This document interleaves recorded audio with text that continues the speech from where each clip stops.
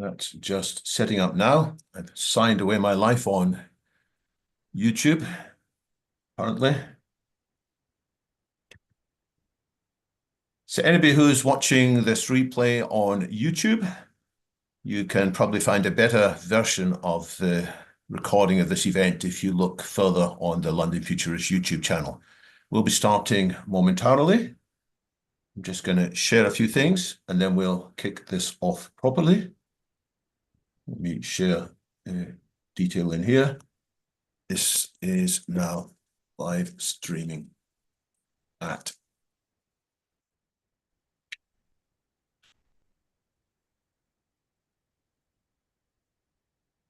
and I'm going to start the webinar itself, and audience members will arrive in the presentation window. The webinar has started. There were quite a few waiting a few minutes ago.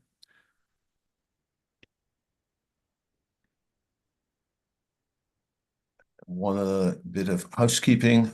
Let me start recording this properly as well.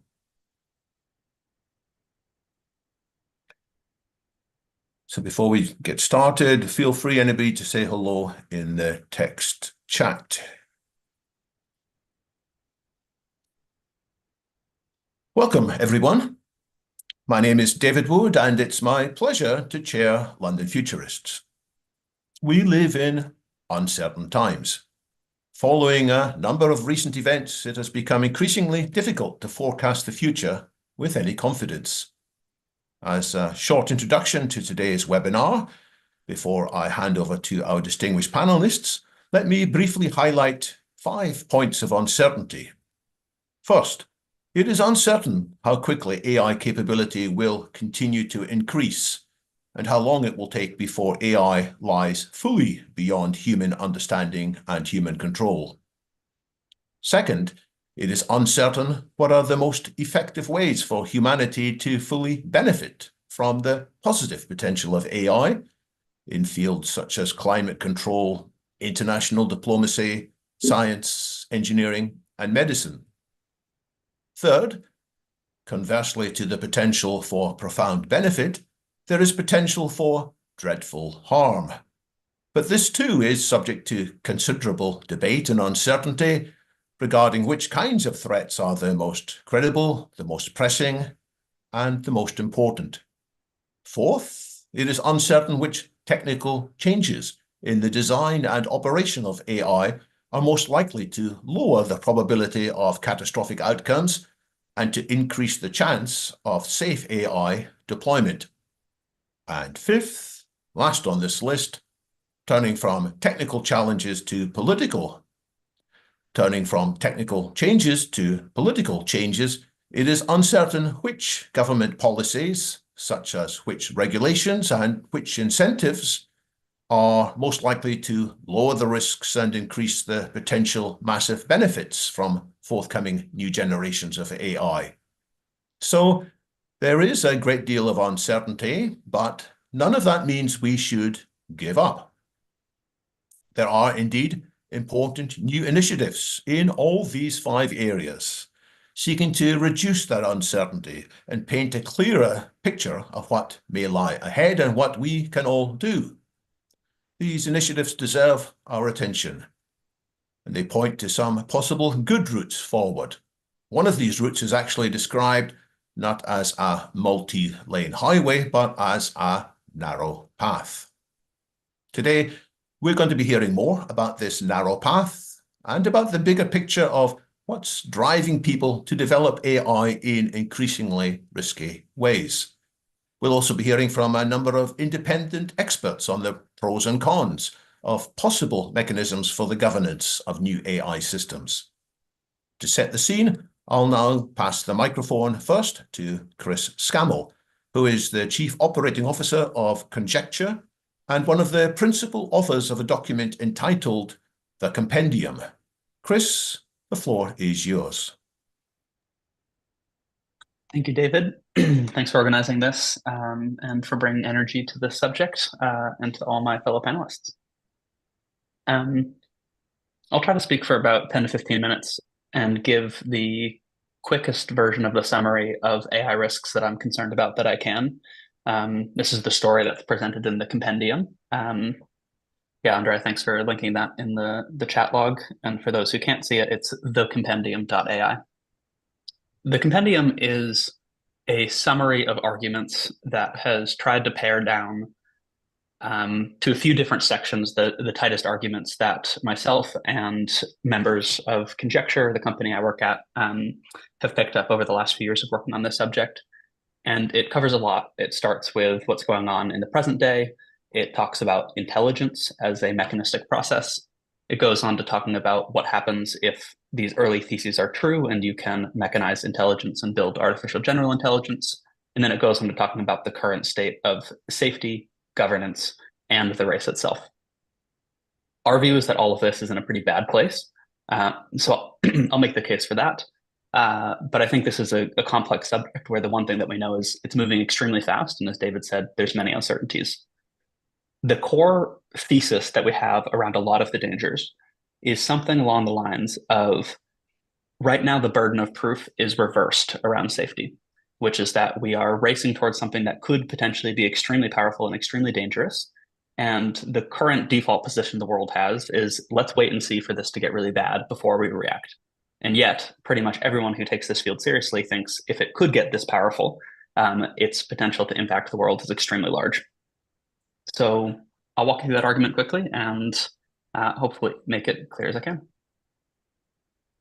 All right, I'm going to share screen here and just share the actual compendium document online. Could a fellow panelist tell me if the text is large enough to see? Looks good to me. Cool.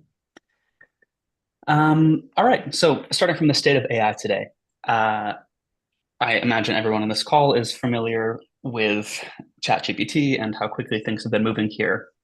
But to quickly summarize, the last 5 years have seen incredible progress. We've gone from models that could barely speak English and barely grammatically correct sentences to models that pass PhD level tests. All of this has been driven by a paradigm of scaling.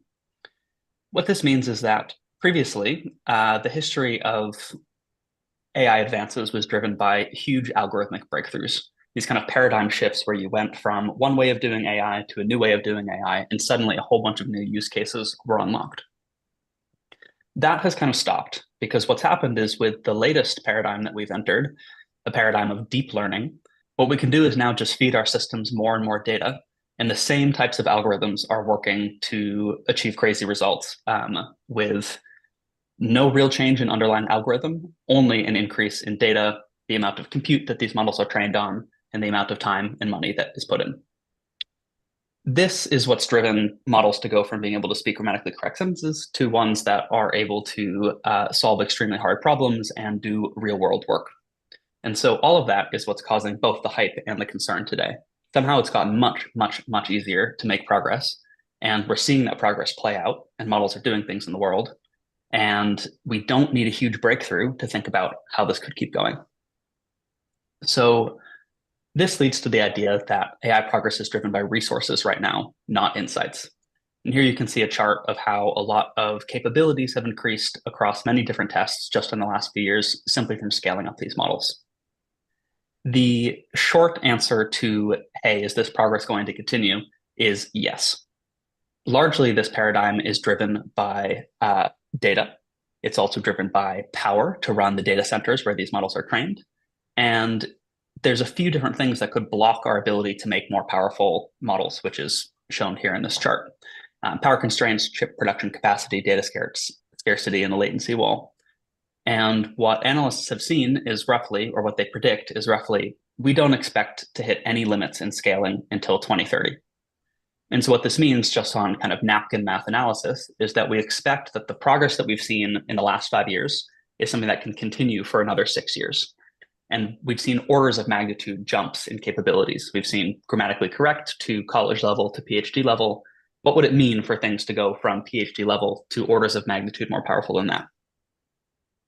This thesis is held by many people right now. This is a thesis that the machine learning community takes seriously, that accelerationists take seriously, that doomers take seriously. Lots of different people consider this to be a roughly scientifically driven thesis at this point, that we can continue to train more powerful models.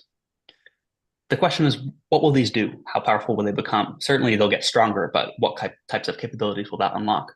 And the short answer is, we don't really know. This has led to a split in how people are thinking about this. Most of the industry is now racing to build AGI. And so what you see is a lot of leading companies like OpenAI, DeepMind, Anthropic, Elon Musk's xAI, all of them have in their mission statement this idea that they're going to build artificial general intelligence, which they claim is an AI that is as capable as a human and could potentially do any single task that a human could do. This is the goal of these companies right now, and many of them are now backed by huge big tech companies that are funneling billions into building more and more powerful systems. And so this is the thesis of, hey, it's going to work. We think that this scaling is really going to get there. And if anyone was checking Twitter this morning, recently Sam Altman just said, yes, I expect AGI by 2025. And here he's referring to a system that should be able to be as powerful and do anything that a human could do. I take this thesis seriously as well. I think that the future could hold models like this very soon. And I think it is resource constrained in the sense that right now there's not a huge technical blocker. It's really just a matter of time and data going into this. The last section of this introduction, which is quite important to understand, is that AI is grown, not built. And what this means is that with traditional code, what you're doing is you're writing each line of your program kind of step by step, and you're understanding what that first line does and the second line does so that you have an overall sense of the program in general.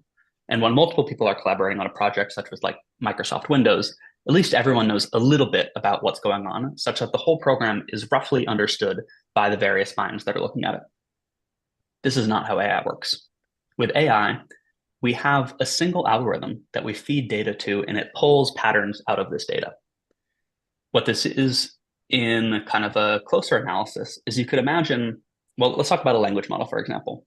A language model is trained to predict where text goes. And so it learns to speak and write simply from seeing everything that's already been written and pulling out the patterns from that to say, here's how I'm going to write, or here's how I'm going to innovate a new sentence.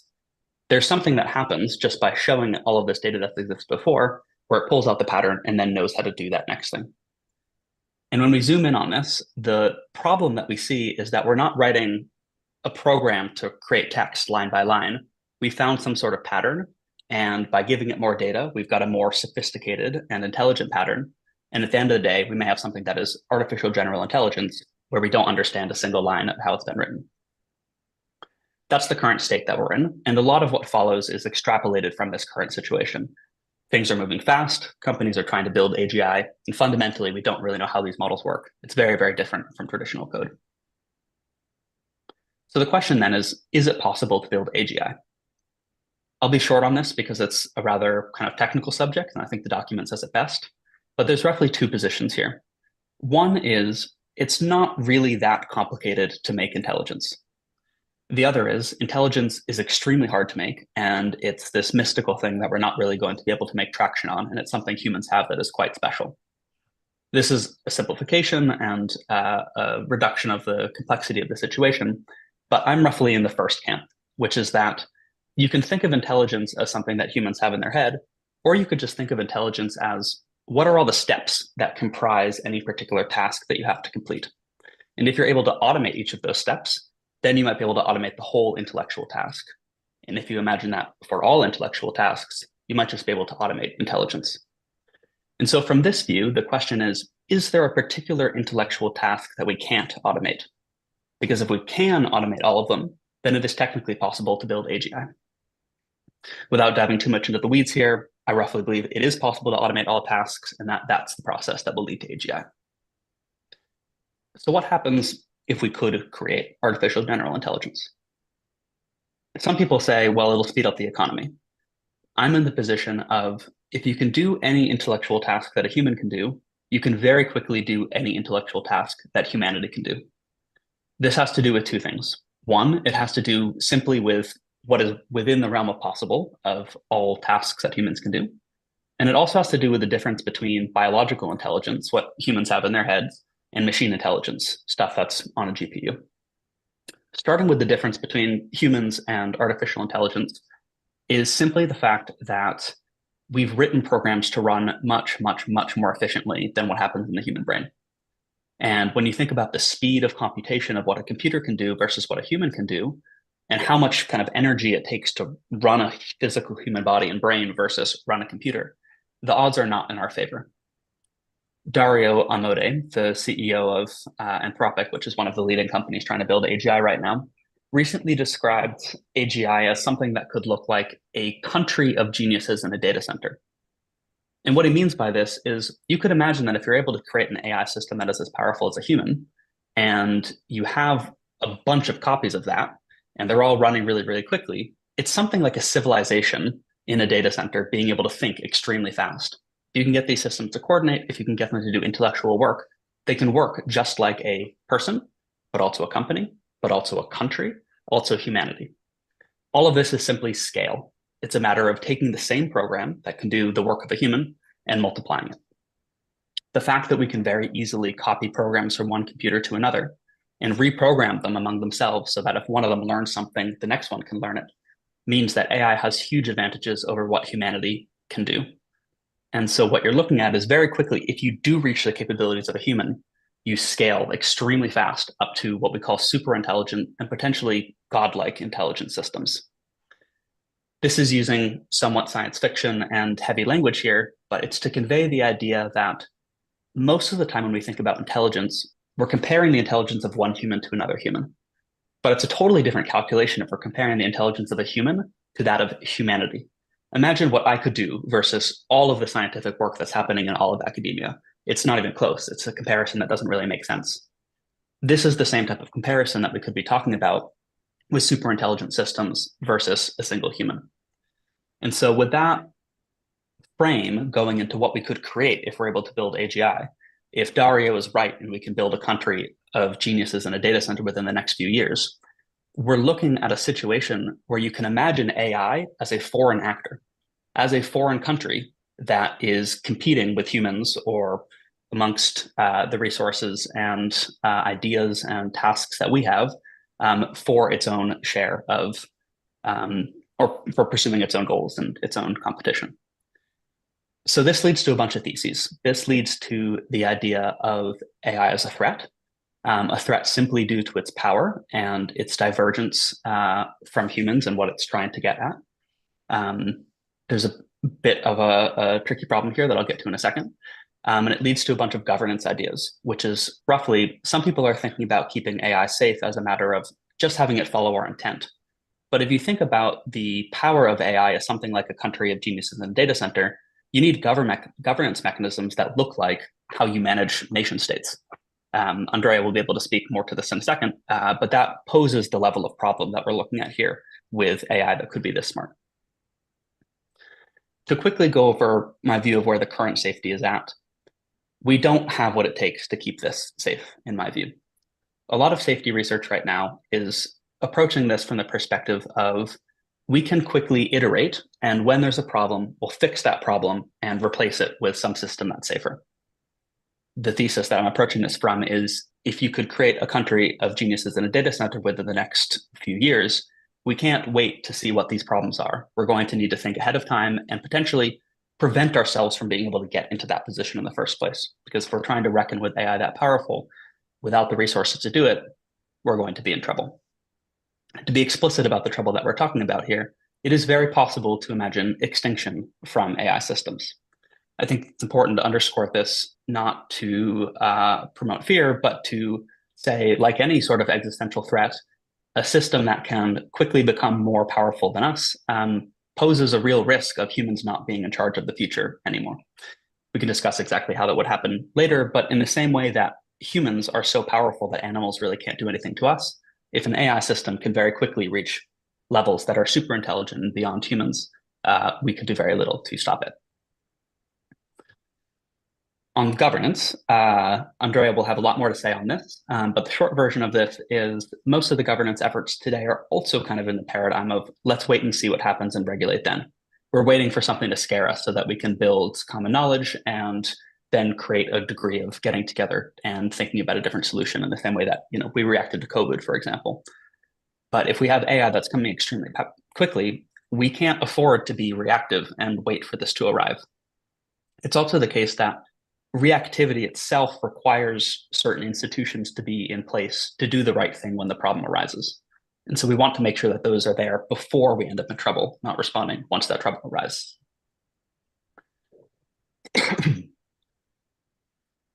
Finally, there's a question of, okay, if AI can be really powerful, if it can pose certain dangers, why are we racing towards the frontier in the first place? And this is a genuine question because I think right now there's a common narrative that's, all of this doom stuff is just hype. It's companies saying this is going to be really powerful to get more investment and more attention and to capture public interest. A really cursory look under the surface at the history of where these companies come from shows that that's not the case. And that for pretty much any individual who is leading one of these companies, their history ties in together with what's called the singularitarian movement, which is a group of individuals who for a long time have believed that it is possible to build AGI, that we can do it in our lifetimes, and that AGI will create transformative effects on civilization and potentially for generations to come. Potentially, like this is humanity's last chance to develop the technology to steer the course of the future. This is kind of a crazy point because I think a lot of people believe that those building AI are just in it for commercial interests. That's not actually the case. I can give some examples in a second. But actually, maybe one of the kind of most striking examples is an email thread between Elon Musk and the founders of OpenAI, where Elon himself says, the creator of AGI will have humanity's future in their hands. Or rather, he says, I don't think OpenAI is going to be able to pull it off. Unfortunately, humanity's future is in the hands of blank. So behind the scenes in these emails that were released, you can see that the conversations that founders of these companies are having is who's going to steer the ship of the future. This is particularly relevant now that the election has happened in the US and Elon likely has a lot more power. This really is the game that's being played right now. There are many other actors in this space. There's accelerationists, there's effective altruists. All of these actors are interested in what AGI could become and where it's going, and all of them roughly take it super seriously. So on our analysis, looking at all of this, we're in a bad position right now because with the speed of the race being what it is, the fact that we expect progress to be able to continue, and the fact that people are ideologically driven to create this really powerful technology, what happens is that safety becomes an afterthought. Right now, the race is the primary thing, and people are really trying to get to this threshold first. And then what follows from that is a reduction in taking safety as seriously as it should be, both in the technical aspects and the governance aspects. I'm going to hold off on this last section here, which is talking about how to get to a good future and what participation might look like in that. I think this is something that comes best after we talk about governance and what's like really needed for the overall vision. But the short version of this is there's a lot we can still do. So yeah, I'll close out there and get a drink. Thanks. Many thanks. There's lots to think about there. And you've left us on tenterhooks, but we'll come back to that positive recommendation shortly. A quick call out to one of the audience, Bezir Vrayat, who's a futurist in Istanbul, Turkey, for being the first to put questions into the Q&A window. Later on, we will come to whatever questions are in there, which have got at least some support from the community of attendees by being upvoted. We don't need to come to them yet, and we should pay attention in the short term, at least to what the panelists are saying. But if something does strike any audience member clearly, by all means, drop a question into the Q&A window. So next, we're going to give the floor to Andrea Miotti, who is the executive director of an organization called Control AI. And he is, I think, the principal author, or at least the first named author, in the document A Narrow Path. Andrea. Thank you, David. And yeah, nice to meet you, everyone. And yeah, I will try to keep my section shorter, and I would love to answer some questions. I think the first question from Bezir is really good. So, but yeah, following up on Chris's masterful and quite spooky description of where we are right now, the question is, okay, we see this problem, we see this massive challenge ahead of us. I personally think it doesn't matter too much whether it is in 1 year or 5 or 10. All of those timeframes are extremely soon for human speed, and especially the speed of governments, which are ultimately the bodies that usually can deal with this scale of risks. And so no matter what the timelines are, unless it's centuries, we need to deal with this, and we need to deal with this fast. And as Chris said, unfortunately, so on the bad news, I think we are in trouble, and it's going to be pretty hard to make it out of this. On the good news is that I do think there is a path, and hence I called the proposal that I worked on the narrow path. So there is one path. There are like perhaps more than one, not too many, and quite narrow, because we are in quite close to this moment, and we are in a pretty difficult situation. A lot of things that Chris described are, I will recap them very quickly. So AI that is smarter than humans across most tasks, definitely most tasks than one can do on a computer, is being actively built right now. There are tens of billions, if not hundreds of billions of dollars being inputted into this. We went from a situation where in around 2015, 2014, we had one single company ideologically trying to build this with relatively few resources, DeepMind. Now we have 5, 6, that's it's a very different word. They have orders of magnitude more money. And despite being over almost 10 years later, we have essentially still more regulation on sandwiches than on AI, and we are very, very, very behind in building the institutions and the rules and all the things that we need to make the future go well. So we have a lot of homework to do, but it can be done, and it can be done at speed, especially as people are realizing more and more what's coming. So sorry, I had activated the captions. Let me just find, I want to share my screen, but I haven't used Zoom in a while. Let me, oh yeah, fantastic.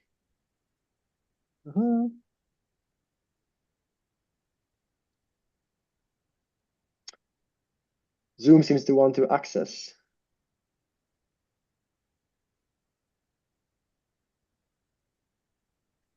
All right, some technical issues. I will just speak. Screen sharing is not working as well. But if you want to follow along, just have a look at narrowpath.co that I shared in the chat. And so we are facing this problem. We are facing superintelligence coming. Many companies are trying to build it. Some of these companies are trying to get governments in this game. What can we do? Well, the path that we recommend is in 3 phases. Phases 0, 1, and 2. Phase 0 is so named. It's not phase 1, it's phase 0, because the first thing that we need to do when we're facing with this level of risk is to stop facing this risk. Right now, we are barreling towards superintelligence. Some of the people developing this expect Russian roulette level odds of human extinction from it. Dario Amodei, CEO of Anthropic, expects 10 to 25% chance of a catastrophe on the scale of civilization, which basically means every human dead. The first thing you should do when you're playing Russian roulette is to put down the gun, stop, and go play something else. So phase 0, the goal of phase 0 is we should prevent the development of superintelligence for at least the next 20 years. Why? Right now, we have no clue how to control intelligences that are vastly more powerful than us. This is an uncontroversial claim. I don't think any single company on the planet would claim that they know that they've cracked this very, very, very hard problem. Some might say one of the hardest problems that humanity ever faced. We have no idea how to control the systems once they're there. And worse, as Chris outlined a little bit before, we don't even know exactly when we're going to hit them. So there could be a different situation. For example, a situation where we were in with nuclear, even in its early stages, where we have a robust science of intelligence, a robust science and technology of intelligence, where we can make calculations in advance, so we can understand the mechanics of how it is developed. And we could say, well, we've calculated beyond this level, we're going to have intelligences that are vastly beyond our control. So we should stop at this level and not beyond. We will still reap a lot of the benefits, but we will stay quite clear from crossing the threshold at which we're going to get overpowered.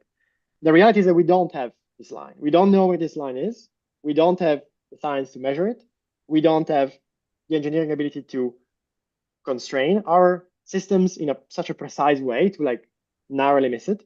And so what we need to do is to be quite significantly conservative and stop well away from where we can guess this line is, and put in place all of the institutions, the technical measures, the regulations that we need to then make sure that we're not going to accidentally cross this line. We're not going to have rogue actors cross this line, even if actors that we regulate do so, and prepare for a more deliberate, a more intentional path where we are building AI that we understand, where we're building AI that we know how to control, and where we're building AI that is very powerful, but we know is going to be powerful for us, for humans, rather than just rolling the dice and hoping that whatever comes out of the other side is benevolent to us. And so the phase zero, what we propose in phase zero is a series of measures and a series of principles that we should achieve. These conditions are: we should have no AIs improving AIs. We should have no AIs capable of breaking out of their environment. We should have no unbounded AIs, and we should find a way to limit the general intelligence of AI systems. All of these are conditions that, if we can meet them, we will be able, as species, to prevent superintelligence and at least cross that line deliberately rather than accidentally. And right now, we're just on track of stumbling across the line and then seeing what happens. Why these ones, kind of, and how can we do so? Well, briefly, first of all, we should have a guiding principle that countries around the world adopt, and definitely at least the major powers adopt, as we have done with other technologies in the past. This is nothing, in many ways, this is nothing new. This is how we have dealt successfully with other technologies that are extremely powerful in the past. Things like nuclear weapons. Yes, there are still many nuclear weapons around the world, but also we are here having this call because we haven't completely obliterated ourselves with them yet. We've only had 2 nuclear detonations in our history, and we are in a fragile regime, but one where we are still alive. And so the first principle should be prohibiting the development of artificial superintelligence until countries decide to lift this moratorium. This is an important guiding principle because it will indicate everything else that comes after that, everything else that is in concrete implementation of that, of indicating developing AI is completely fine. You know, AI has many useful applications. Superintelligence is not. Superintelligence, until we know how to control it, it is not fine. This is the equivalent of a WMD. This is, a weapon of mass destruction. It's worse. It's equivalent of a successor species. We should not definitely we should not have civilians create successor species in their backyard, much like we don't let anybody build nukes in the backyard. And this should stay prohibited internationally. And then coming from that, there are a few other conditions that we need to meet. For example, even if we don't actively try to develop superintelligence, we can still stumble. Again, as I said before, we could just stumble across the finish line accidentally. Since we don't know how to predict how powerful AIs will be before we build them, we don't have good measuring capabilities of intelligence even after the fact, let alone before. And so the second is we need AIs, we need to prohibit AIs that can just escape from their environment. Any safeguards we put on AIs, which can be restrict access to resources, limit their ability to interact with other humans online, limit their ability to interact with other AIs, and so forth, are going to be essentially containment measures. Things like not giving them API, not giving them root access to their machine, or not giving them the ability to access more compute that we want them to. But if AIs can just hack out of their environment, they're powerful enough to hack out of their environment, all of this is pointless. They will just, it's like locking somebody in a cell, but then giving them the key, right? That's a very, very lousy cell. And while this might sound like, well, surely nobody would let AI, we just build a cell and then give the AI the key. we already have AIs right now that can escape out of their environment. We have already seen this happening in the wild. Most recently, in September this year, OpenAI released their new model O1, and in their own testing logs that they publicly released, so that's what they say publicly. Imagine what else is there, or what else could be there. They say that in one test where they tested how powerful the model would be on autonomously doing some hacking challenges, essentially, one challenge was bugged, so the model couldn't complete it. And the model found a way to complete it, which was to gain root access, kind of hack out of its own environment and gain root access to its own machine, restart it, and then complete the challenge after fixing it. This didn't end up too badly. It was still a testing environment, and there were other safeguards beyond that. But we already have AIs that can hack at the level of humans, if not at superhuman level. And if we just continue to build those and don't prevent this capability, no safeguard we put on them is going to be effective. Secondly, prohibiting the development of AIs that improve other AIs. And in the policy that we recommend, we define some new categories to make sure that we hit only the most dangerous types of this, rather than any form of code improving code. Like there's a lot of software in a strict reading of this. We could say, well, anyway, any software that is self-improving under a broad definition should be prohibited. That could help, but it would have a lot of negative externalities on things like self-updating databases, or some mundane applications where there's some code that improves other code that it's working on. So we only focus on what we call found systems. So AI that are not written by humans, but as Chris described, essentially they're grown. They're found via mathematical optimization. There's no human writing the lines of code. And with those, if we want to make sure that we don't stumble across the finish line, we should not have AIs that A, are capable of, B, are allowed to improve other AIs, other found systems. Otherwise, even if we keep, even if we put safeguards in place, they limit the general intelligence of these AI systems, and we put safeguards in place that don't let them hack out of these safeguards.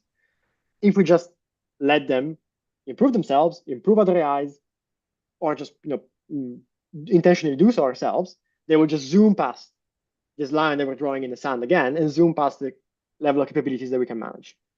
And again, this might sound like, why would anybody ever do this? It's obviously stupid, right? It's been a century of both technologists and even science fiction warning about doing this kind of stuff.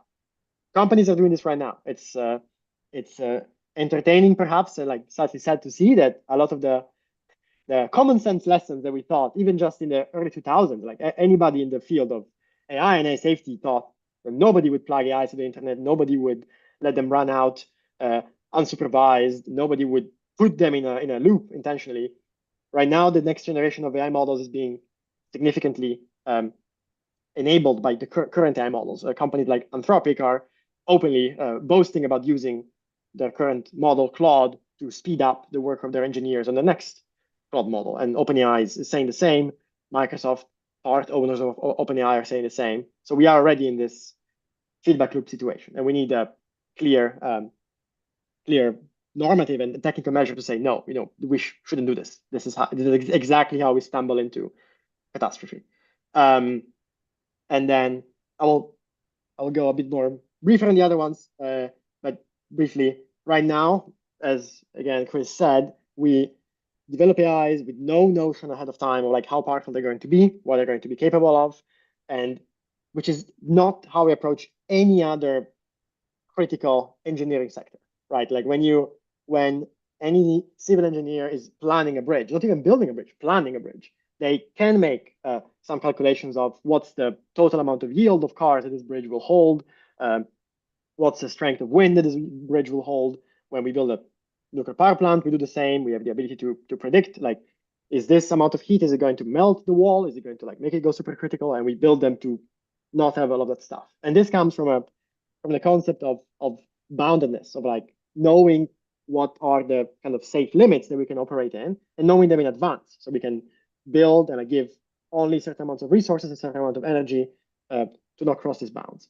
This is not how frontier AI development is being done right now, and we should move to that regime instead, a regime where the developers in advance know and can predict how powerful their AIs are going to be, know what they will be able to do and will not be able to do. And there are many ways to do this. Again, we can just learn from normal, common practices common in all major countries in other safety critical engineering sectors and apply them to the AI. There's been a bit of a movement recently on AI to push for the idea of safety cases, which are taken from the nuclear industry. That's excellent, but we need to do much, much more of that. And we need to make it mandatory as it is in the nuclear sector, in the aviation sector, in the civil engineering sector. Otherwise, companies won't do it. And they're not doing it. And all of this can be done. A lot of this can be done, again, in practical terms, can be done similarly to the nuclear sector or the aviation sector by having national regulators that national regulators and then international harmonizations of these measures that check, building plans, the equivalent of like plans to build nuclear reactors before they're allowed to continue, check that the companies are putting these measures in place, check the companies train their employees to not let AIs improve other AIs, not build AIs that escape out of their environment, have some form of reporting systems to make sure that if this happens accidentally, people can report it and can shut it down immediately. If this happens intentionally, there should be sanctions. And like exactly as we do with things like anti-money laundering in banks, or safety and nuclear engineering. And this is, again, eminently possible. We've done it with nukes, we've done it with civilian nuclear, we've done it with aviation, we've done it with other sectors. We just have to do it. And we need to move on from this approach, like this purely laissez-faire approach that many of the same companies that are explicitly trying to build God are pushing against, of just don't regulate anything, just let us do what we want. And this would bring us to a situation where if major countries do this and major countries agree to implement this, we lead us to a situation where we don't have superintelligence for at least a decade, if not more. What next? This sounds like, oh, well, we've solved the problem. We haven't. Right now, our main threat is superintelligence. If we address that, we are going to be in a situation where our main threat, kind of similarly to how it's been across human history, is competition among ourselves, among humans. If we don't set up something else, there's going to continue to be competitive dynamics internationally where people will feel like, well, everybody else is restraining themselves from building this technology, but if I can only just skirt the rules a little bit, I can get ahead. We're going to have rogue actors. They're still going to try. We're going to have people that will just not care about human extinction and still going to try. And so we will need some international institutions. We will move to phase one, where the main thing that we need to achieve is stability, an internationally stable system to make sure that these rules and these measures to prevent superintelligence and to steer AI development to a different path stay in place and don't collapse under international competition. And in this case, what we propose is, what conditions that need to be achieved are that we need to achieve non-proliferation. Essentially, the more powerful AI systems proliferate, and the more the ability to build such systems proliferates, the more we face kind of uncorrelated, distributed chances of risk. In the same way that if anybody was able to build a fusion bomb in the backyard, we would probably be dead by now, because there's just going to be no way to prevent the capability. If we get sufficiently powerful AI to proliferate, or the ability to build superintelligence to proliferate, we will either die, or we will need to go to extremely unpleasant measures internationally to restrict the ability to do so. And there is another way. The other way is building international institutions now that can deal with this. One that would look like an IAA for AI, so monitoring the physical resource that powers all of this, computing power, which is easy to trace, easy to monitor, easy to measure. Monitor that countries that are adhering to this treaty and to this regime follow all of the phase zero rules, and help these countries kind of adjudicate disputes and help them figure out if somebody is not following the rules and find ways to rein them in. Two, we need to provide, and this is, I would say, the kind of the stick Two, we need to provide a carrot. A lot of AI development is still going to be extremely useful if done in a controlled environment and if done in a controlled fashion. But if we just let anybody do it, we again risk this competition to the bottom and this competition dynamics that could break this safety regime.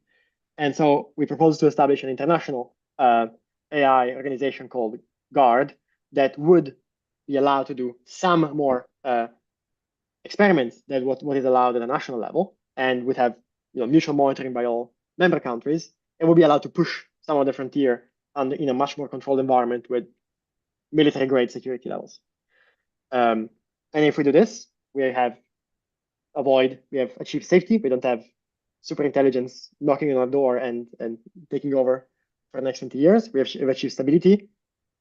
We can then move on to flourishing, phase 2. With all of these things in place, we can now actually focus on the task of building the scientific foundations for a science and metrology of intelligence, for a way to build controllable AI that is under our control, that we know in advance how powerful it's going to be. We can bound like we bound nuclear reactions and other engineering fields, and we can harness it for the benefit of humanity. This will be a big scientific project, but it will be a very exciting scientific project. And we need to put all of these things in place, not just stumble into a super intelligence that we cannot control, and instead go into a deliberate future where humanity is in charge and humanity gets all the benefits from this.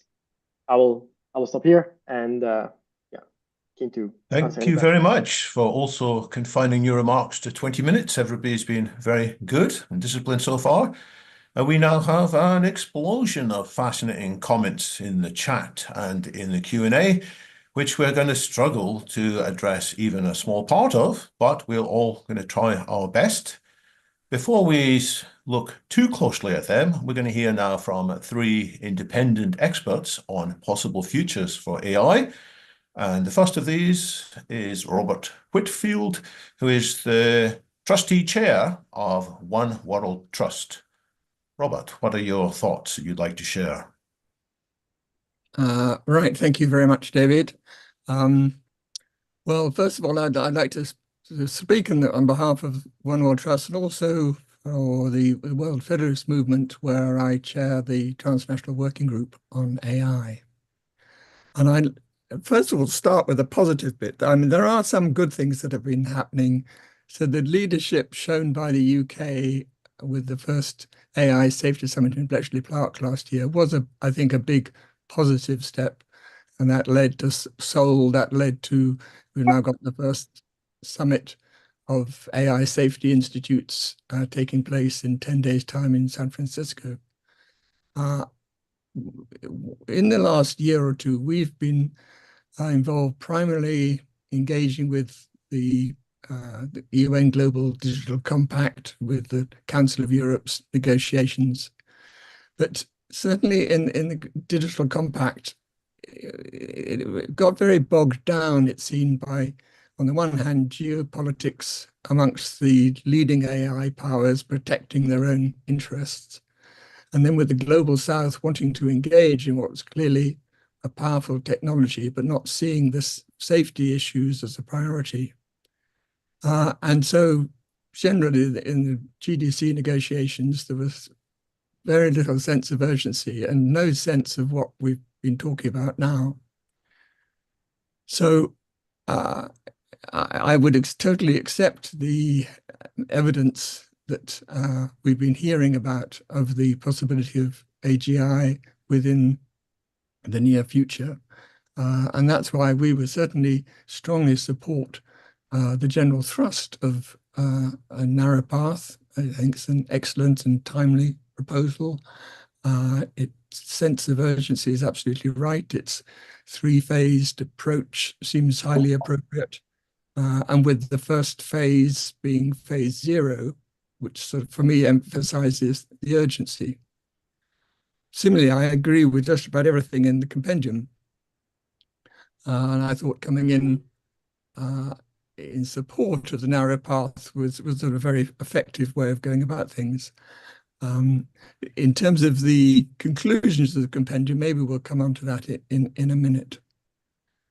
First of all, I'd like to talk about one or two detailed things about the narrow path, and I'm particularly focusing on phase naught because really that's the crucial bit. What is the first step that should be taken? And Andrea was listing the aims, the key things, elements in that phase naught.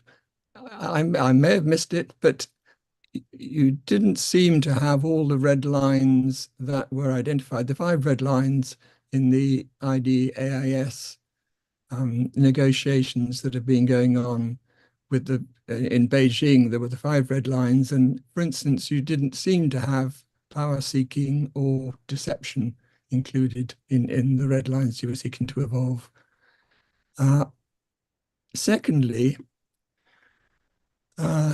there's the question of, yeah, I mean, your phase naught treaty seems to rely upon each treaty signatory monitoring and enforcing respect for the treaty commitments in their own country. So the question is whether that would be acceptable to the other key players. And might it not be appropriate to have a jurisdictional certification approach, which has been suggested elsewhere, which could offer more assurance to other states, where the establishment of a body equivalent to ICAO in aviation is established to certify the national bodies tasked with approving specific AI systems. So the central body would not approve AI systems per se, it would satisfy the jurisdictions that have that responsibility. And it seems to work well in aviation, and it provides assurance to the treaty signatories that all participating states are honoring the treaty. But it also reduces the risk of industrial espionage, which might occur if the AI systems were certified directly or by a central body. And another key benefit of this jurisdictional certification approach is that the treaty can ban any imports or exports of AI systems or components that come from or are going to a state whose jurisdiction does not have approval. So that would act as a powerful incentive to draw in states that want to trade in AI systems or components, because a key issue is how do we get people to sign up to this treaty to make the commitments in phase 0. And if you started with a good substantial number, then this approach would help draw in more states. But those are quite detailed points. I mean, perhaps if we sort of step back a moment, if we just touch on the election of President Trump, and clearly that adds some new factors. He's said many things pointing in the direction of less regulation of AI, but at the same time, he has acknowledged that the situation is scary. We have the close involvement of Elon Musk. That's already been touched on, with his OpenAI involvement. But he has been consistently supportive of taking the AI dangers seriously. And let us therefore hope that that advice holds sway. And then we're told that Ivanka Trump sent her father a copy of Situation Awareness by Leopold Aschenbrenner, which is a very sobering paper spelling out how San Francisco sees the AI roller coaster planning out. We don't know how Trump will react to the paper, but we can have views on the paper itself. And these, to a significant degree, are reflected in what Chris and Andrea have been saying. But and he explains how the orders of magnitude improvement in compute and algorithms and what he calls unhobbling should enable AGI to be reached by 2027. Now, I'm interested in the quote from Sam Altman you said of 2025. Let us hope to goodness that statement from Sam Altman is not correct. And then Aschenbrenner sees the advancing to superintelligent as a sort of almost sort of bygone conclusion after that, having created tens of millions of AI, ASI researchers that can then speed on the creation to superintelligence. But the sobering thing about that paper was that there was no suggestion of pausing until alignment is achieved, but rather it's presented as though superintelligence is a sort of juggernaut that is coming, and alignment had better get a move on. And as we all know, and as we've just touched on, and as described in Compendium, alignment is extremely difficult to achieve. So, but to proceed to superintelligence without alignment seems utter madness. But it's apparently justified within the major players that are at work here by the need for the democratic US to beat autocratic China and to be the first to achieve superintelligence. One can, in that framing, one can understand the response. The question is, how can we manage to change that framing from competition to win the race to one of global cooperation for the sake of humanity? In 1946, when the world was faced with the dangers of potentially catastrophic new technology, the United States made an unprecedented offer to hand over all its nuclear technology to a supranational body, which would then ensure the control of nuclear weaponry and the deployment of nuclear power for the benefit of the world. Sadly, that did not come about. There was too much distrust between the major powers at the time, and that led to the beginnings of a Cold War and to nuclear warfare that was almost triggered a number of times. But today we're confronted with an extraordinary new technology with the power to, within a short period of time, to bring great benefit to the world, to transform human lives in a way that we have given no serious thought to, and to threaten humanity with catastrophe and possible extinction. So to be sure long-term that the last of these outcomes never occurs, many people believe that all countries of the world will need to commit to the establishment of institutions that will protect the world and ensure compliance with the signed treaties. There will be no opportunity to back out of such an agreement, no realistic opportunity for a sudden grab for power, and in effect, a Baruch plan for AI. And so a coalition for a Baruch plan for AI has been formed and is building momentum, and it's something that we've been involved with. The crucial goal overall for everybody, I think, on this call is to rapidly secure a global treaty that works. It need not be perfect long-term because it can be supplemented and grow and develop.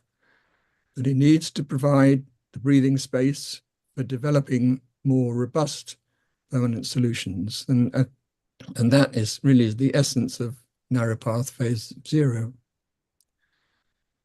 And the Coalition for a Baruch Plan for AI has a similar end goal. And I would argue that the differences in approach are probably less significant than the shared concerns and priorities. I believe that campaigns for global AI governance need to work together since there is not sufficient momentum at the moment. At the moment, those in favor of safety are not winning, as we've heard, and we need to change that. So I'd be interested to hear from Chris and Andreas to hear more about your thinking on how to ensure that those in favor of safety are successful. Thank you. Lots of important, chilling, challenging points there. I will give Chris and Andrea a chance to respond, but before then, I would like to hear from the remaining two panelists. We're going to turn next to Mariana Todorova, who has many hats as well, and one of them is as a member of the core team in the Millennium Projects initiative to work out scenarios for the governance of the evolution of AI. Mariana, the floor is yours. Thank you, David. Thank you for having me in this webinar this evening. We started in Millennium Project, the AGI project, almost a year and a half ago. And we divided it to 4 components. One is the component of origin of AGI. The other one is about value alignment. The third component is about governance. And of course, the fourth component is about control. We already went through 3 phases. The first phase was about the effort to collect different opinions from the key leader figures who are involved in developing of AGI, like Stuart Russell, Elon Musk, Fei Li, Amodei, and other important people.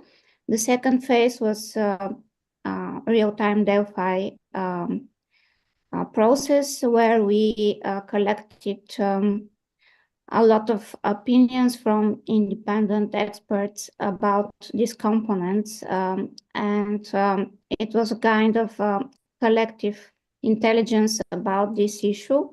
And the third phase, in which you also was involved in, was developing different alternative scenarios about who should govern AGI, what is the role of UN, shall we face extinction and annihilation, and etc. But I would like to put a philosophical perspective today, because I believe that we have to delve deeper into the problems about origin and value alignment, and then creating different alternative pathways and path dependencies that are resulting from these pathways. We can conclude if it's possible to control and govern AGI. So the central point from philosophical perspective about AGI is whether consciousness can be achieved either as a reconstruction made by human or as emerging property. Now I can see a new tendency, and it's resulting from neurosciences and projects like Thousands Brains, where the researchers there are ready to divide complex human intelligence and machine intelligence from thinking and reasoning. And this is intentional because there is such theory that people might just withdraw from thinking and follow only the machine intelligence, and this could be our adaptation or response to the algorithms. And the third perspective regarding origin is connected to, with the thesis that we could not create consciousness, but AI evolving into AGI could start to mimic and to imitate our consciousness, and it would be very successful. And if this AGI start to mimic and to imitate virtuously our consciousness, the value alignment wouldn't be that hard, because at least this new entity would be very similar to ourselves. But if it's a result of emerging property, then the value alignment might be impossible. And the third problem here is that human adaptation, our adaptational response, whether intentional or unintentional, might be that we are those who will start to mimic and imitate firstly AI and then AGI, not the vice versa. Because if we somehow just give up to try to process the information avalanche, if we could not deal with the rapid change of all the phenomena, and if we don't have the ability to fully process and to reflect on the uncertainties and these permanent changes, and if we couldn't critically analyze everything that might align with all this machine intelligence, then we just can replace our critical analytical thinking with this machine intelligence. We just could deal with rigid machine patterns, and we can become biological algorithms. This is the thesis of Yuval Harari. So we could go through different perspectives. For example, people who are technological optimists, they believe that artificial general intelligence is possible precisely because they view human consciousness and intelligence as emerging property of physical processes only, that are not dependent on any supernatural or immaterial factors. And this perspective aligns with Richard Dawkins' views, which assert that life, consciousness, and intelligence are the products of evolution, and this process is driven by natural selection and devoid of divine intervention or purpose. And in this Dawkins naturalistic view, consciousness is seen as an evolved thread that emerged from complex neural structures in our brain. And because this evolution is random and driven by survival, it does not require a higher or spiritual origin for consciousness. Instead of that, consciousness is just a biological phenomenon, and it could be replicated by machines. We have a completely opposing argument that consciousness is a multidimensional and even spiritual phenomenon. I can see even Ben Gyotzel, he's inviting very often spiritual gurus who are talking about consciousness as a multi-layered essence connected to dimensions beyond the physical. And they proposes that we don't have only physical body, but also several subtle bodies, and each is associated with different levels of consciousness and existence.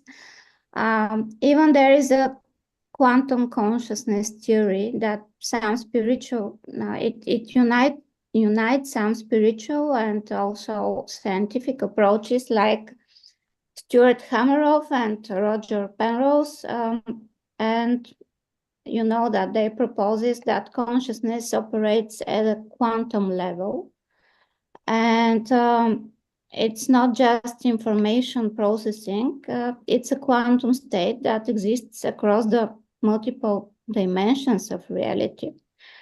But if we, and in that case, we still have a cognitive deficit to understand this multi-layers and dimensions, and to repeat it and to embody it into AGI.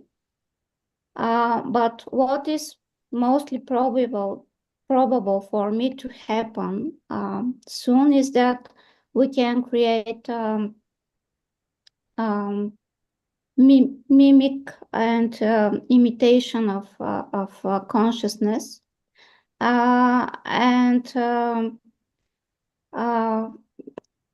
if AGI potentially is capable of mimicking human behavior, with remarkable accuracy. It will ultimately lack empathy, self-awareness, and intrinsic understanding of human experience. And I saw a lot of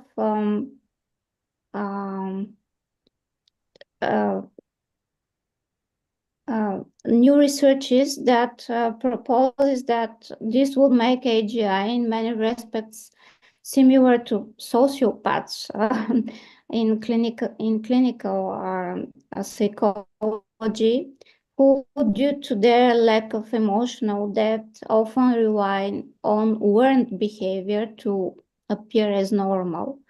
And these sociopaths who studies human reactions only to blend in. And in that case, AGI could analyze vast data sets of human behavior to predict, imitate, and respond in social acceptable ways without truly feeling or understanding emotions. So this imitation, however, it will be sophisticated, but it would be devoid of spontaneity, empathy, and ethical intuition.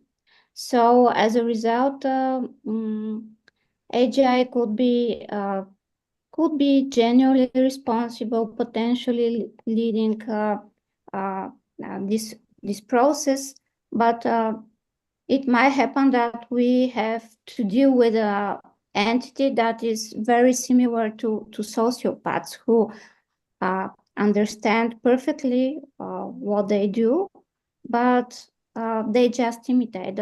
They don't correct themselves, and they don't have feelings and empathy. So I know this is a little bit abstract from the topics that we already discussed, but it could give us some essential perspective what could be the manifestations of AGI. So that's why I decided to reflect on that rather than on the other issues of control. Well, these are governance. important issues, and these are important threats.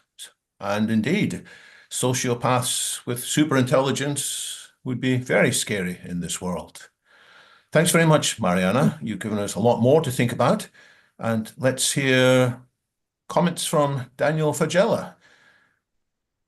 Absolutely, David. What do we get? 10 minutes?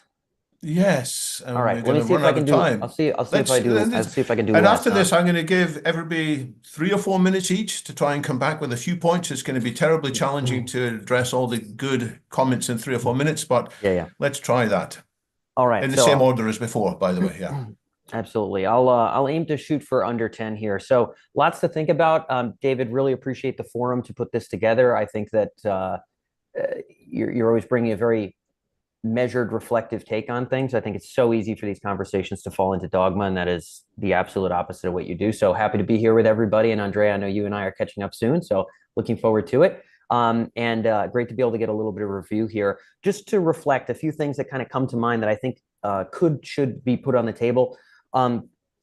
There's so much I agree with about the 2 reports, and that I think should be more common knowledge. But I'll just kind of touch on some agreements, potentially some areas that I don't think there's agreement on right now, and maybe where a conversation can move forward to make this all fruitful. Some things we agree on.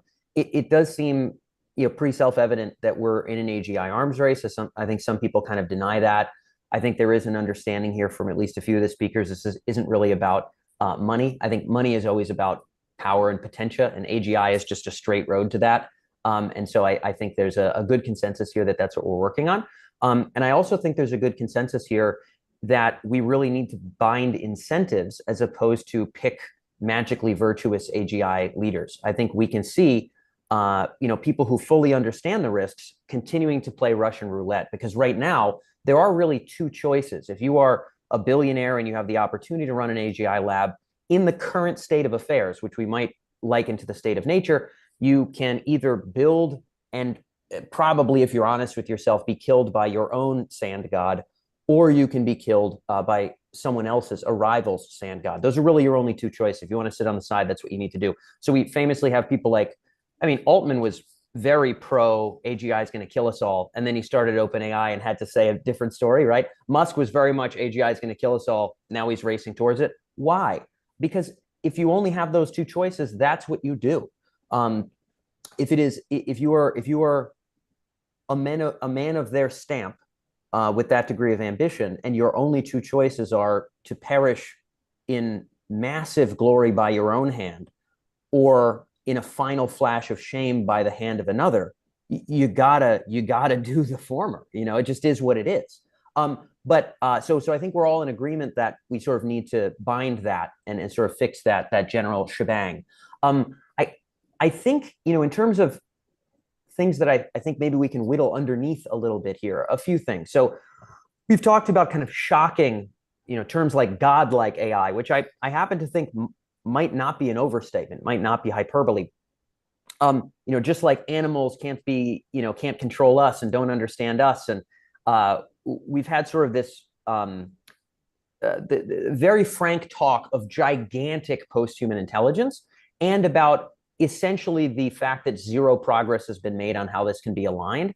And in the same breath, we've been saying, so that humanity is in charge and gets all the benefits. I really think it behooves us to sort of pump the brakes and look frankly at this. I think it's sort of not pleasant to look into the void, and it's not pleasant to say, you know what, when we hand the baton up, it is probable that our fates are just who knows. Now, I'm not saying that we should relegate ourselves to, you know, irrelevance. I'm not advocating for that, and I never have for the last 12 years writing about this stuff. But I don't really know if it makes sense for us to all say it's going faster, it's going to be God, and humanity forever will capture all the benefits. This strikes me as strangely disingenuous and borderline impossible, and I don't know why the conversation always goes there. In addition, I think it behooves us to ask the question, to what end? To what end? So we should govern AI so that flourishing. I think there's this almost tacit understanding in this room and in many other rooms that the end is the eternal hominid kingdom. In other words, all of us, we're all sort of almost nodding along as if 100 years from now, 1,000 years from now, 1,000,000 years from now, the best possible outcome is as many Homo sapiens sapiens alive, maybe happy in a world without war and with autonomous cars as like possible. Now, I'm not like necessarily insulting anyone's vision, but I'm saying we're not going farther than like, yeah, we need to avoid the dangers, make sure humans in eternal control of a God that we know we can't control. That strikes me as a big cognitive dissonance. And I really think we've got to address maybe the frankness of when the baton gets handed off, we're probably cooked. But also I think we need to get under the hood of like, to what end? There's this tacit thing that it's going to be the eternal hominid kingdom, when I think ultimately, we're in this room, we are more or less all in agreement that the arms race is probably the wrong way to birth whatever is next. We're all in agreement there, that a brute state of nature arms race is not the way. We like that we have police. The analogy that I use, and Andrea brought up some really interesting analogies too, that I really hope to quote in the future that I thought were great. But the analogy I sometimes use is, all of this philosophizing about AGI and thinking about potentially better futures, the only reason I can do that here in Boston is because like theft and murder are illegal. Or now, if they weren't, right, if anyone in this apartment building could hypothetically break in and kill me, I would have to just be poised in a corner with a rifle focused only on the acquisition of food and ammunition. And I would not have the ability to philosophize about building a better future, building a business, progressing science, whatever the case may be. Similarly, in the international state of affairs, we haven't found any way to bind incentives. And I think it is sometimes framed that any amount of that would imply a tyranny. And I don't think that that's the case. But let's assume we get there. And I think we all can say, yeah, let's get these treaties in place. We had our Robert here talking about, you know, we need to sort of move forward, get to some degree of that treaty. All for it, brother. To what end? And I think we could almost imagine two poles. One pole would be the eternal hominid kingdom, an unending multi-billion-year streak of hominids as they are, jealous, having to go to the bathroom, trimming fingernails in different galaxies. That's one pole. The other pole would be the continual blooming of potentia.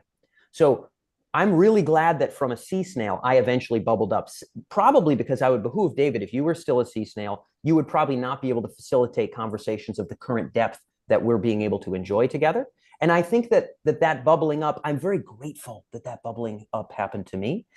And actually, I think it would probably be wrong if it never bubbled further. Now, I'm not in the camp that all bubbling is to net good. I am not. I think many of our successors could be unworthy, but I think some could be worthy. And so what is the weight? I'll end on this point. What is the relative weight as we move forward of how much weight do we place on the eternal hominid kingdom, the number of living hominids who trim their toenails, versus the continual blooming of the state space of good and possible powers and potentia? Is it 100% on hominid survival and 0% on the continual blooming of intelligence? Is it 90-10? I won't put anything on the table. I'm not going to give everybody a percentage, but I will say 100 and 0, I believe, would be overtly morally wrong. And I think it's almost as if this conversation is suspecting that that's the case. So when we do sort of, if and when there is some consensus around a degree of governance, to what end? By golly gee, I think that's an important conversation to ask about. And I suspect it probably should start early. So that's it for me, David. 8 minutes and 14 seconds.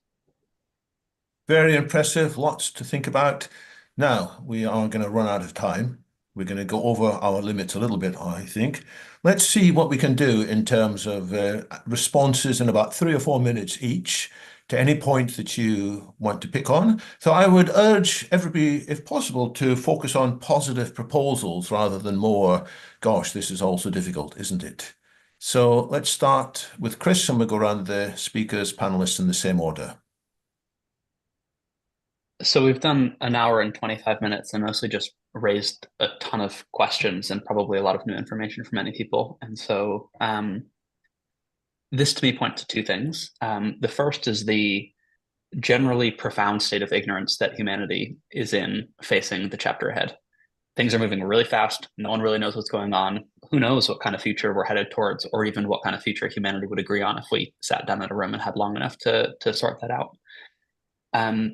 To me, the extrapolation from this is hey, we're not ready to answer these questions. We need to put a lot more thought, a lot more time into figuring out how to build a just process to figure out how humanity can even agree on the type of future that it wants. But right now we're barreling towards one without that consent. So to your final point, Daniel, I think there is a sense in which if we're asking the question of what the future utopia should look like, this is a spiritual question. This is something that comes down to people's deep sense of what it means to be human and alive and conscious and what the future holds. And we know humanity does not have agreement on these questions. This is just obviously the state of reality. So I'm in the camp of we shouldn't try to answer those questions right now. We should try to get to a future where it's possible for humanity to be the ones who are answering those questions, instead of just de facto handing those over to whatever natural process is occurring, which right now seems to be the AGI race. So that's point one on ignorance. Let's try to get less ignorant. And what that means for people who are interested in participating in working to reduce the risks from AGI is largely right now a matter of education and communication. Not many people know about this subject. Some people think it's science fiction entirely. But the risks are real, and there are people working on them all over the world. And so if you want to do something about this, the best thing to do is to get informed, read a lot, and make yourself into the type of person who is capable of helping more. Because if you just learn about the problems and have a kind of bulk of information, doesn't mean you know how to run a company, doesn't mean you know how to talk to politicians. All of those are hard skills that are absolutely necessary to make a difference, and where I think people should look if they'd like to participate more. So I'll close there. Very concise, and thanks to panelists for putting links, and indeed audience members for putting links in the text where some of this conversation can continue on a slightly longer timescale. In particular, I'll highlight the Discord that is available from Control AI. I thought I saw that in the chat. It must be here somewhere. Yes, indeed. So, and Eva Pascoe is pointing to a participatory AI workbench for non-experts run by King's College. You can look that up as well. Andrea, what points would you like to emphasize? Yeah, I'll try to be super quick since there's so many good questions and so many good points. Yeah, quickly, also as I replied in the chat, Dan, I agree. I think very often there's this situation where people go like, yeah, well, we're building God, we're building a country of geniuses in a data center, and that's the lower bound of what we're building, and we're going to harness it to create great shareholder value and human flourishing. This is why the narrow path's answer is like, no, obviously, if we build God, God is going to run the universe. For now, I want to give humans a chance to stay in control and to decide with a just process their future. I think we shouldn't build God. This is why phase 0 of narrow path is no superintelligence until we're ready. And being ready means all of the institutions in place and also having in place a just process for humanity to decide what the next stage is on that. And I think, much more okay than you with the eternal home in the kingdom or something else. I also just think we can't make this decision right now. And definitely we shouldn't let one or two people kind of gamble with all of our lives for something that might be completely unworthy. And we are definitely not on track. But yeah, let's not build God for now. Let's build AI tools that help us. Tools are good. Non-tools are successor species. On Richard's points, you asked like a lot of very good questions on the specifics of the proposals. Would take quite a long time to go into all of them, but quickly, like one very interesting one that you brought up is in the track to diplomacy dialogues between China and the US that you mentioned. That for the audience, they're called IDAS.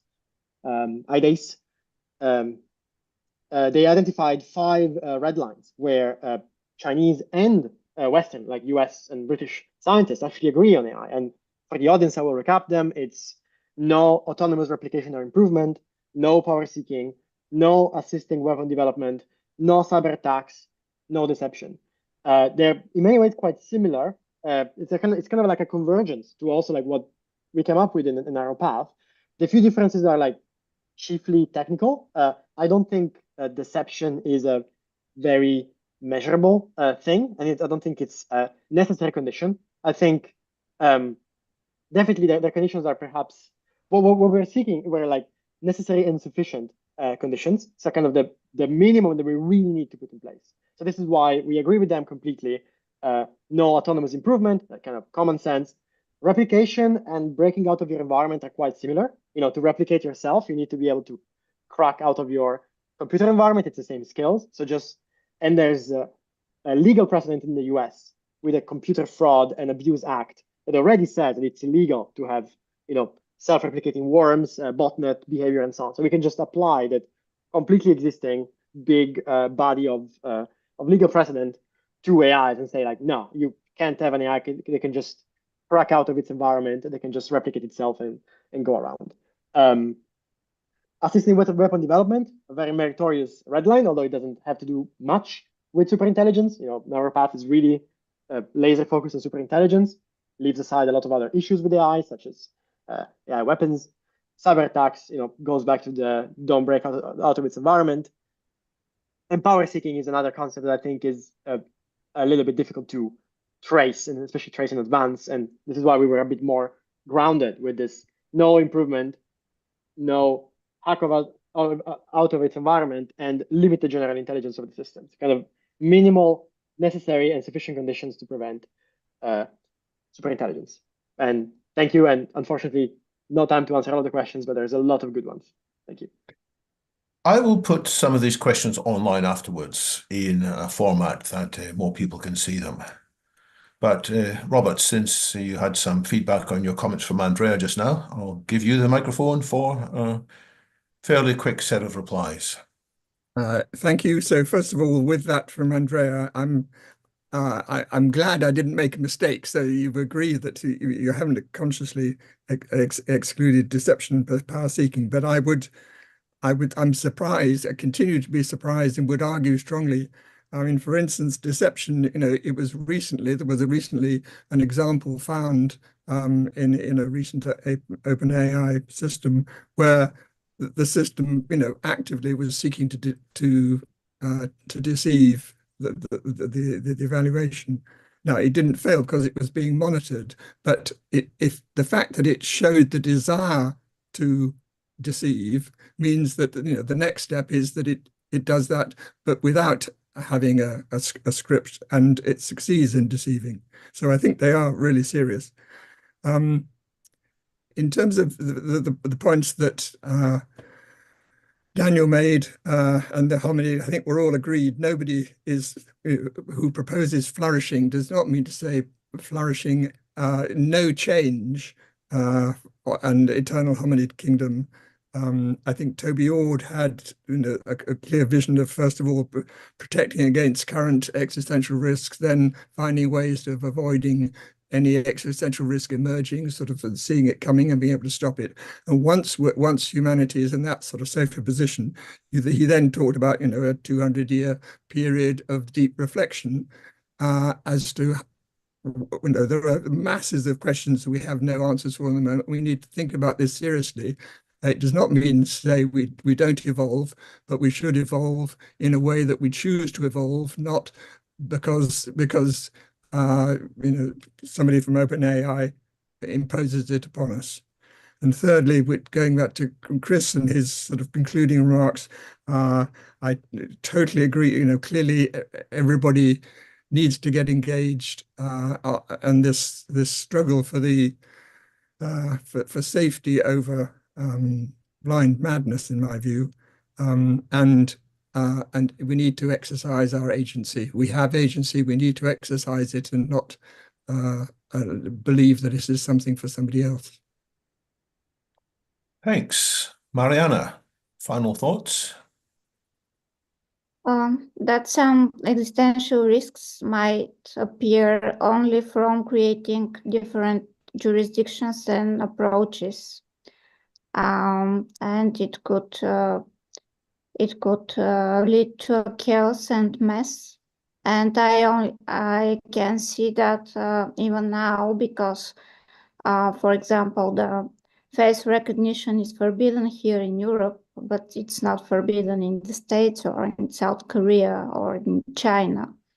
And if a person could be pointed as a criminal using this as an evidence in the States, here in Europe, it couldn't. And this is only a single example that our perception of AI and the risks could lead to a bigger chaos on this level, only on jurisdiction level, not on the basis that AI create risks itself. So we need such kind of discussions on different levels, and I don't see a kind of unification in approaches, even on the basic documents that were elaborated, like European Commission document, Biden Act, Bletchley Declaration. They have, of course, something in common, but they have different approaches, and I think this might also represent a risk itself. I think that's an important point. We don't know whether we can do things top down or bottom up.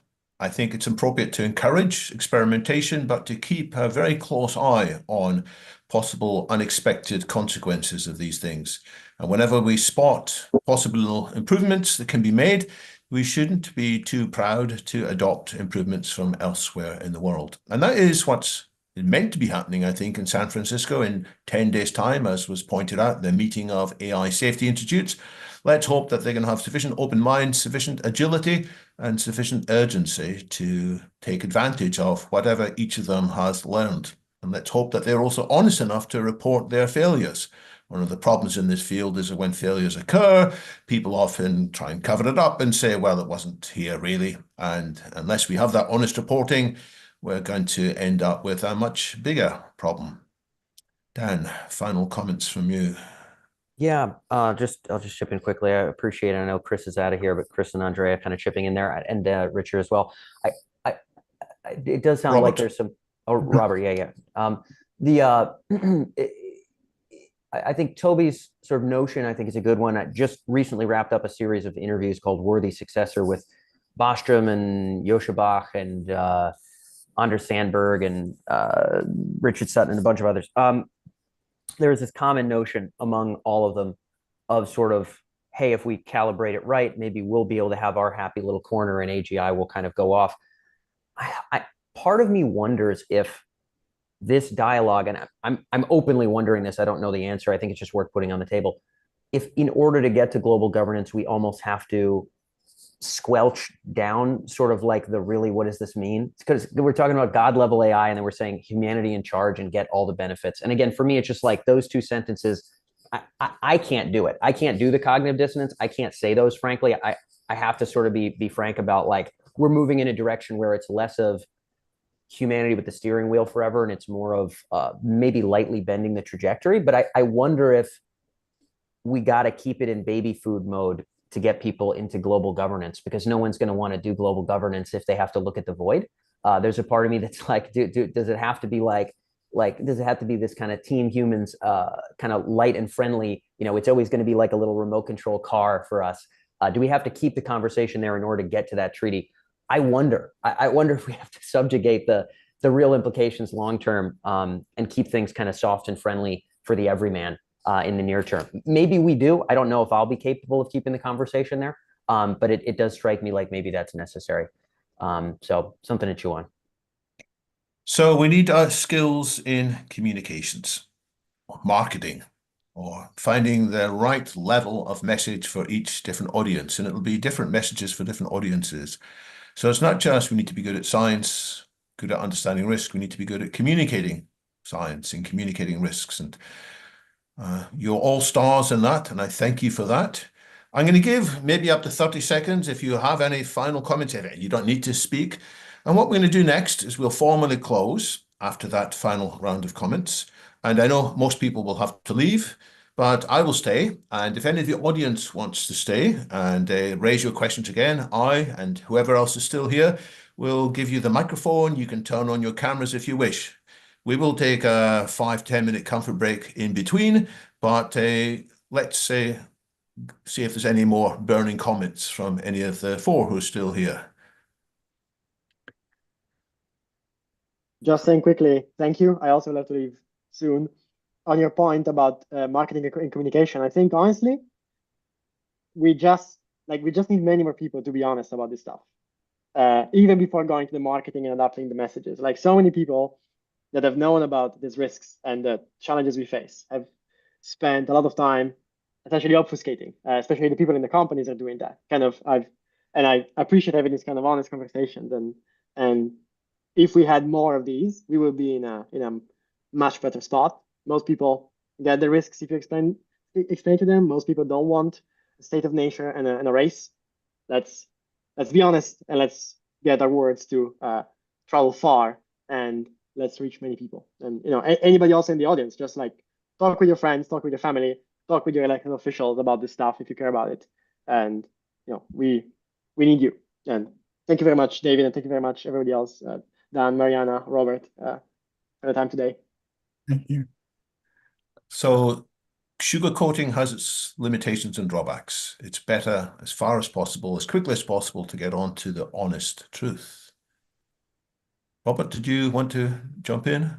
Well, my feeling was that, in the last few years, the words used haven't been particularly extreme, and on the whole, it's got to where we are, which is, there's very, very little time, and so if the going gently wasn't working, then it seems that maybe more extreme wording is necessary. But I accept Dan's point that maybe it may be counterproductive if people sort of back away. But the problem is that we're not making enough progress as it is. Mariana, any final thoughts? No, thank you. Well, thanks very much for being here, Mariana. And I will point again to the ongoing work that the Millennium Project is doing. Jerome Glenn put a comment with a link in the chat to that. Dan, anything else to say, or shall we call it quits? No, we can wrap it up. I really appreciate you facilitating the conversation here. It's great to be able to hear everybody's takes. Well, thanks to everybody for sharing your insights honestly, provocatively, thoughtfully. And we will continue to discuss this in London Futurists with urgency and hopefully with skill and finesse too, until we have got that safety and security that will allow us to look at the harder, deeply philosophical, deeply spiritual questions with more leisure and with more time. And as I said, we're going to pause now, but if people are still here in 7 minutes' time, I will start up an informal discussion where we can dig a little bit more discursively into some of these points. But thank you to everyone.